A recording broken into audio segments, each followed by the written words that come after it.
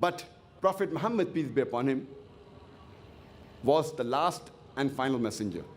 I started my talk by quoting a verse from the Glorious Qur'an, from Surah Ahzaab, chapter number 33, verse number 40, which says, "Ma kana Muhammadun abaahadin rijalikum, walakin rasoola wakhatama annabiyyeena, wakana Allahubikulli shay-in aleema."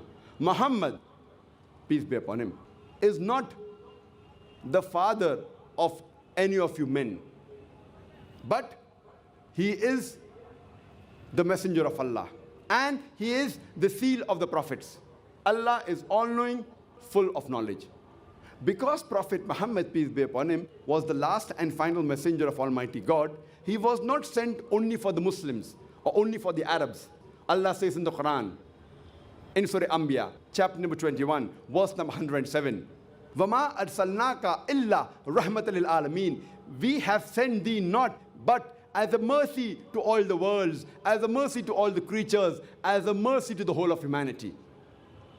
Allah repeats the message in Surah Sabah, chapter number 34, verse number 28. "Wama arsalnaka illa kaffatan linnas, bashira wa nazira." We have sent thee not but as a universal messenger, giving glad tidings and warning them against sin. But most of the human beings yet do not know.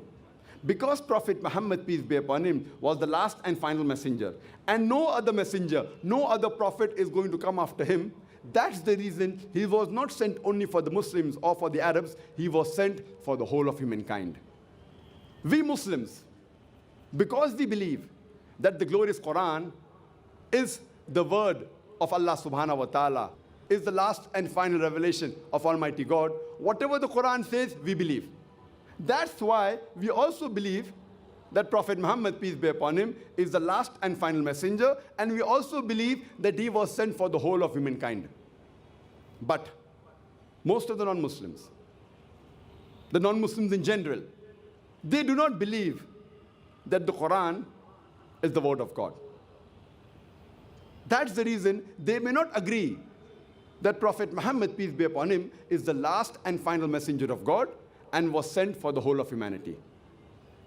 That's the reason, to convince the non-Muslims, I'm taking the help and guidance of one of the verses of the Quran, which I consider as the master key for dawah, for conveying the message to the non-Muslims. Allah says in Surah Al-Imran, chapter number 3, verse number 64, "Ta'alaw ila kalmatin sawa'im bainana wa bainakum." Come to common terms as between us and you.